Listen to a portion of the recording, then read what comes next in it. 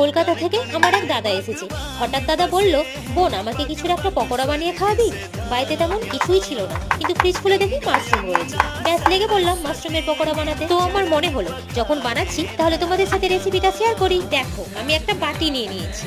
এরপর 2 চামচ বেসন, 1 চামচ চালের গুঁড়ো, একটু সামান্য খাওয়ার সোডা, কালো জিরে, ধনেপাতা কুচি, কাঁচা লঙ্কা কুচি, আদা কুচি, নুন, হলুদ গুঁড়ো, কাশ্মীরি লঙ্কা গুঁড়ো, এই সবগুলো একটু একটু জল দিয়ে ভালোভাবে মিশিয়ে একটা ব্যাটার বানিয়ে নেব।